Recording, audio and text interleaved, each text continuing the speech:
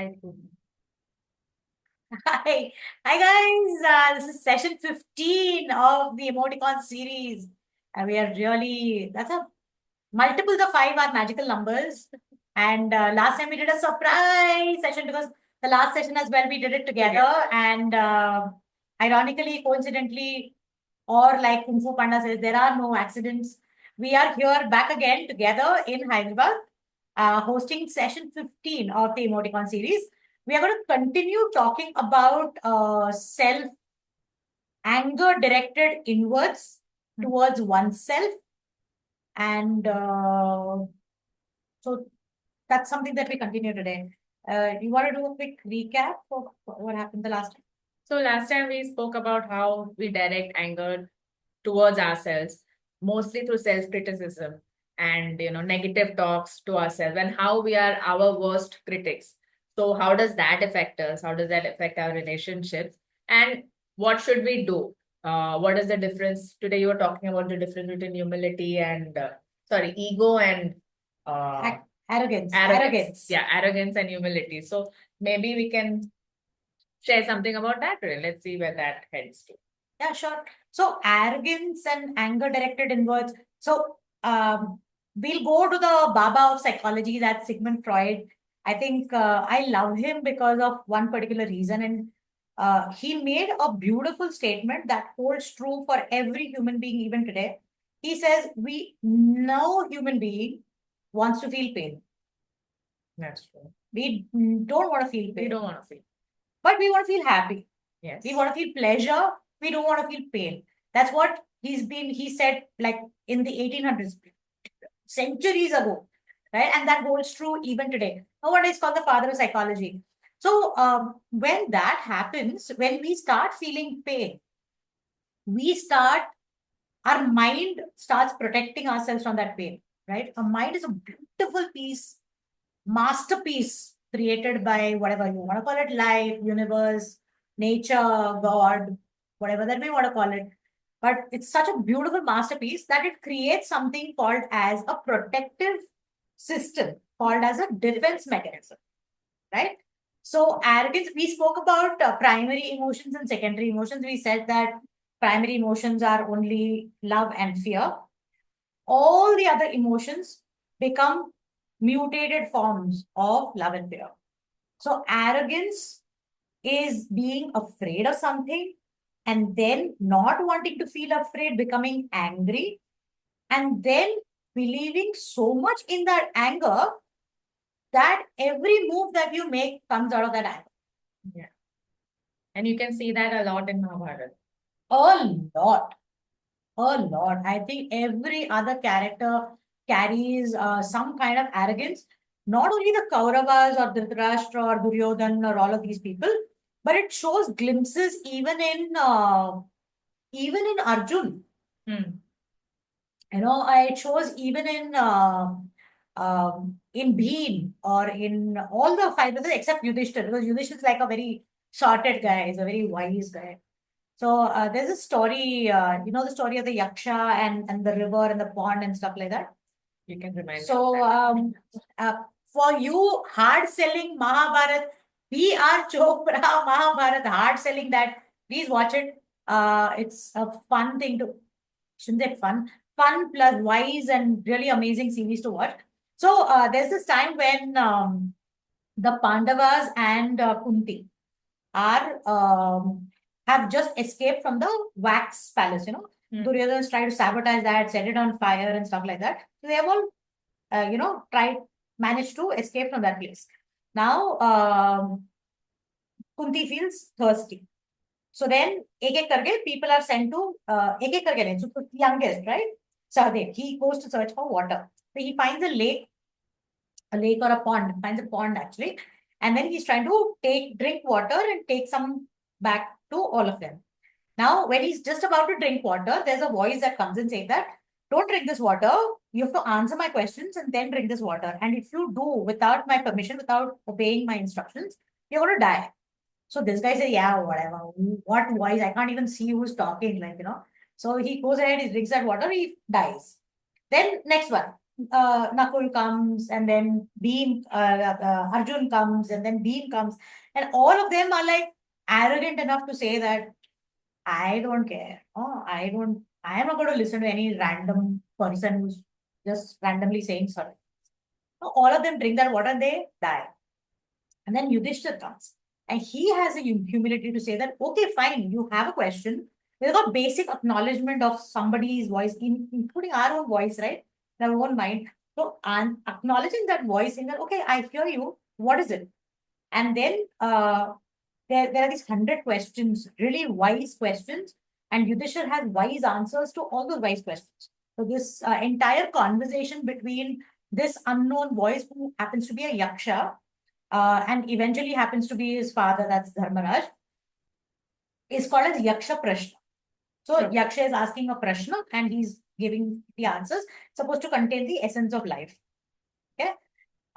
So moral of the story is that the streak of arrogance says that I'm not going to look at the practicality of things. I don't need to acknowledge this. Why? Because I am also deep down afraid that if I acknowledge it, I don't know what I'll find. Yeah. It's a funny way for anger to show up as arrogance. It's layered so well. Yeah, it's layered so well.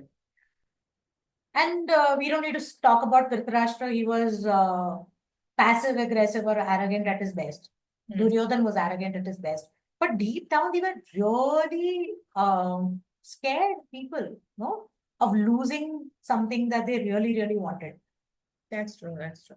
So how do we get over this chakra view of I think arrogance is self-critical, of being critical, of self-harm, of this anger towards self? How, where do we? I am the one to speak here, but it's just this morning to say something, at least for once, say something nice about you. This was yesterday. Say something nice about yourself. So it's labeling oneself, being upset with oneself, or acting out of a space where this is also arrogance, which I still have streaks of it, where we tell ourselves that we can never make mistakes. Yeah. Is also, by the way, arrogance, because it's not possible. And another statement to that is you cannot make a mistake. So never saying that, okay, it's not possible for me to make a mistake and cannot make a mistake, the pressure of always being right, that also I think would come under anger towards self at some level. Definitely. Yeah? Definitely. So when we end up making a mistake, we are like so tough on ourselves. We're like, oh my God, how could I do this? Very bad. Should have done. This is all self-talk happening inside. And the more we tell ourselves these stories, the more we get scared or the more we get angry. And that cycle continues.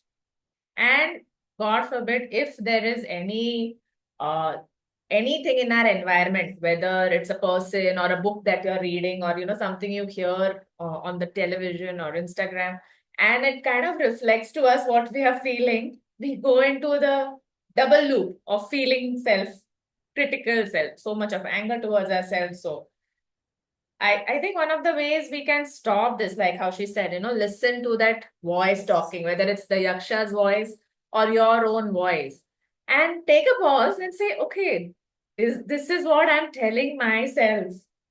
Forget the world. This is what I'm telling myself. Can I take a pause and change the pattern of conversation that I can have with myself? Yeah.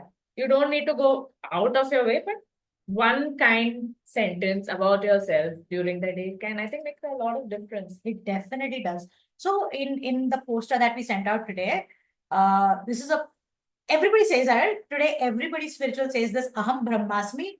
I am the creator of my own destiny. I'm the creator of my own life. And you know how it works out? I'll give you a very simple example. If I say that Hema has to work like really hard to get money, really, really hard. So these are belief systems that we create based on our feelings. Money will only come through hard work, or I have to really do things. This was my belief system for a very long time. I'm trying very hard to change it now. If I don't help people, people will not be my friends. So a very, very strong belief system that I had, which is not true. This is something that I have created for myself. So the stronger the belief system is, even if she's reaching out to me, I'm not fully accepting it. So she's giving it to me. She's giving me love. But because my belief system has created a defense here, it's like a wall. I'm not willing to see that love. I'm not able to see that love. Okay, you may need 100% love, but she's giving me 20% love. Take it, man. Take what you get. Take whatever comes your way. Very interesting. You want to add that? We said this earlier. So we went to her cousin's place this afternoon. Go on. Yeah, and they have a pet dog, Mishka. She's very loving, and she no expectations. You know how dogs are, and she is not very comfortable around animals, but she does her best to be her best. And Mishka, she came to her, she came to Hema, and she's just sitting next to her. All she wanted was some love, and that's the statement that she made. That they just want that love, that attention from anybody. As long as you're nice to them, they take it, they sit by you, and they're with you, and they're satisfied, and then they move out.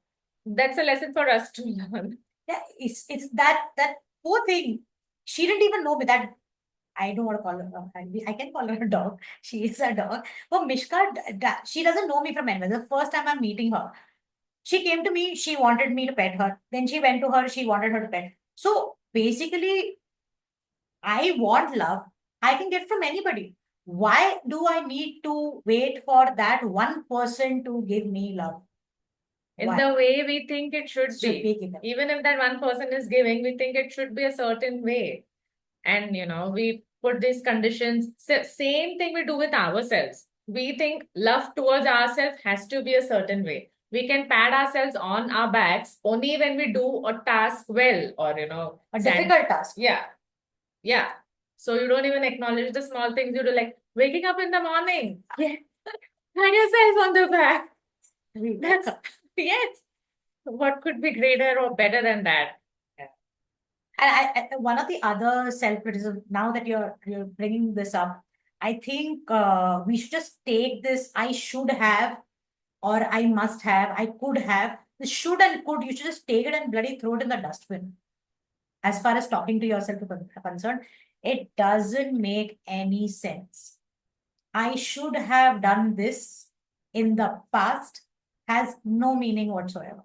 It's just going to increase the pressure on you. uh, One, you can't change the past. Second, you can't change the other person. And third, at that moment, you knew only that much. You did your best at that moment. Today, you are wiser, even than yesterday. You're wiser than yesterday today. Today, you're wiser. Today, you will act on the same situation differently. So, a little bit of forgiveness, a little bit of compassion towards oneself is extremely important, I feel this bit of a hypocrite while I'm saying that, but I will just say that, okay, this is a realization. While I'm saying it to you, I'm also saying it to myself. Should have, could have, should be thrown in the dustbin as far as talking to yourself is concerned. Yeah. What we look at is what is happening right now and how we are going to go forward from this point on. Because one cannot know everything. I should know everything is also a space of arrogance. Yeah. Expecting too much out of yourself also. Why do you need to put such expectations on yourself? This is a self-talk. Yeah. Sometimes I wonder in the Mahabharat, why did Krishna, out of all people, there were a lot of people who prayed to Krishna, who adored him, who respected him, who asked his opinion. But for everything that the Pandavas did, they approached Krishna, right? Why did Krishna decide to give the Bhagavad Gita only to Arjuna? What was special about that guy? Why only him? So everybody's saying, you tell us what to do, we will do what you tell us. Should we fight? Should we not? Should we make peace? Whatever. Every decision he was like a all-rounder consultant for everybody, right? Why only Arjun? Why did he show the Vishwaroop only to Arjun? The answer is total humility, accepting that I may be skilled, but I can also be confused. I can also be lost. I am lost. I am confused. And it's okay to ask for help. Such a skilled archer, like the entire world is under his feet. He has the Brahmastra, he has the whatever, because you know that in that uh, 14th year of hiding, what is that, incognito one vast kind of a space, he gets all the possible things that he can get from the devas. Like he's like super, super powerful as a person, as a warrior. No, nobody can beat him. In fact, even Bhishma acknowledges that till the time Arjuna is on that side and Krishna is on that side, nobody can beat them. So such a skilled guy having doubts is like a big, like what is wrong with you? No, but it's okay. He's the one who said it's okay. It's okay that I'm feeling this. I'm feeling emotional right now. I'm not thinking here. I'm thinking here too. Mm. You know, and heart matters to me because that's my grandfather. That's my teacher. That's people whom I care about. And it's okay to feel sentimental at a certain moment. And this is a time when he reaches out to Krishna and he says, I don't know what to do. You have to tell me what to do. And very ironically, Arjun doesn't get it the first time. Okay. Okay. So he says, Krishna kind of explains that this is dharma, this is karma. You're supposed to be born as a warrior. You're not supposed to question too much. You're supposed to fight. This is your dharma. You're supposed to do that. Blah. Then he says, fine, I get it. But I still cannot convince him. So Krishna is like, and that sounds familiar. पहली बार बोला नहीं समझा. Part 2, round 2. Okay, you are not who you are. They are not who they are. You are the soul. You're not the body. They are the souls. They are not the body. Blah, blah, blah, blah. Spiritual talk. Yeah, I understand. But still, that is my grandfather. Like, oh my God. Okay. You still don't get it. Round 3. So Krishna tries like multiple ways. Finally, he tries the bhakti marg and he says, fine, you don't have confidence in yourself. No problem. You have confidence in me? Yes. Do you trust me? Yes. Do you believe in me? Yes. Then believe in me. I'm telling you what to do. It's like, no, I can't. I just can't. So Krishna is like, finally, okay, fine. This guy is not going to get it. I'm going to show him who I really am. And that's the time he, comes up in his eternal form. It's like really overwhelming to even talk about it. But that's the time Arjun also realizes that it's okay to surrender to somebody as wise or eternal as Krishna, right? And so it's okay for us to stumble and fall and not get it the first time. But it's extremely important for us to get up, bounce back, talk to ourselves, ask for help. You ask for help and will be given to you, which is also what Krishna tells Arjun. Right? Would you reached out to me? I'm here for you. No? Like a lot of things like that. So, yeah, having said that, a certain amount of humility is necessary to break the loop of arrogance as well, apart from self-talk. Telling yourself that I'm mortal, I will make mistakes, and it's okay to make mistakes. And it's okay to be kind to yourself. It's okay to feel everything, yet say that it's okay to have felt everything, then move on and, take it forward. In a lot of ways, one of the other things that manifestation talks about, the more you repeat a particular statement in your head, the more it comes into 3D, comes into reality. This is called as wishful thinking. You don't believe me? Watch Om Shanti Om. Shah Rukh Khan's mother also says this. अगर तुम सच्चे दिल से, what is that? सच्चे दिल से कुछ चाहोगे तो पूरी कायनात से something. हाँ, तुमसे मिलाने की कोशिश में लग जाएगी, whatever, right? So everybody says, all manifestation coaches, all whatever spiritual gurus for that matter say this, that the more you repeat a statement, the more it will come into reality. So if we are going to say that, oh, you don't like me, you don't like me, you don't like me, you don't like me, I don't think you like me, I don't think you like me, it's going to come into reality. So we have to make that shift. And how do you make that shift is something that Sowmiya told you earlier, that clear the energies, do a hypnodrama, watch our earlier videos, do the Paris window. If you can't get it, contact Sowmiya or me. Okay. And yeah, we'll figure it out. Like, figure it out. Let me tell you, that blew my mind about Krishna and Arjun, that I didn't know. And I'm glad to know that, hey, we can keep trying over and over and over again and ask for help when we are confused, when we're stumbling in the dark. And help will be given when you ask for it. So before we move on to our next part, what we are planning for a 21-day, isn't that right? Yeah. Yeah, 21-day challenge, if you want to call it, or a new way to begin the year. Yeah. Do you have any questions so far? Or we can just go into Announcing what's coming up. No, I'm good. Excited to hear what's coming up. So I think both of you were not there the last time. You want to tell them about the new logo? We'll do probably a showcase and we will. So yeah, we have a new logo. We have a few things coming up. Hopefully our website will be updated as well. So, okay, Purvi is attending for The first time. Okay. So in the chat section, we shared the YouTube videos that we have done so far. If you can see that, you can check that out. And we'll tell you what's going to come up next. We're in session 15. So we're really proud of ourselves to have pulled so far. But Purvi, you can, all the videos from 1 to 14 are there on the YouTube channel. Sowmiya has just posted it there, and check it out. Okay. These are Hi. small conversations. Sorry, you saying something? Yes, it's nice attending. I'm attending for the first time, but it's really nice. I feel I have missed a lot. Okay. Okay, cool. So, Yeah. I'm both of us are super happy to announce a 21-day activity or exercise to end the last year, 2024, and to start off the next year, 2025. So this session is going to be for 11 minutes.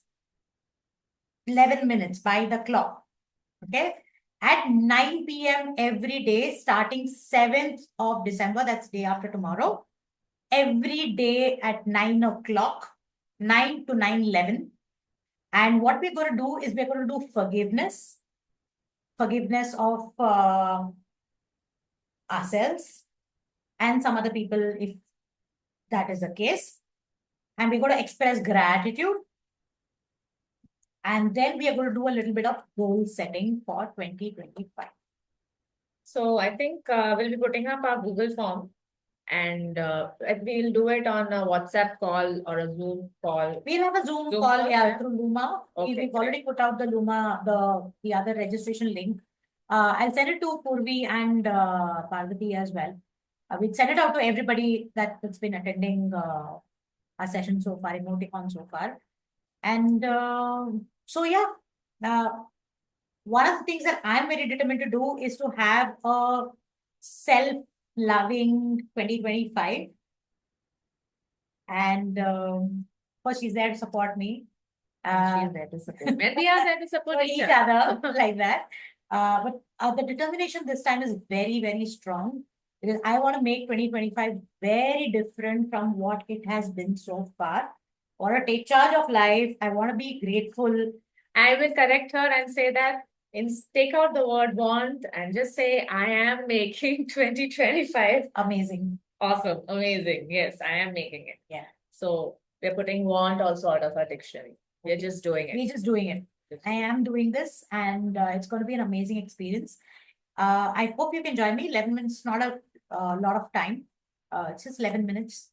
We can just, 11 minutes is just gone, just whiling away, doing different things.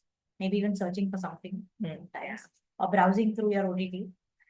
So we try and we make this something that is significant to us. So make this something as an investment in our own well-being. Yeah. And the happier we are, the happier our families will be, the happier the people we come in contact with will be. Yes. And therefore, unassumingly, we want to make the world a better place. So even if our world, our universe, whoever is around us, if we affect only so much, that's a thing well done. Yeah. Kudos to us. Definitely. That's what we're aiming for. So yeah, signing off. So much for being dramatic.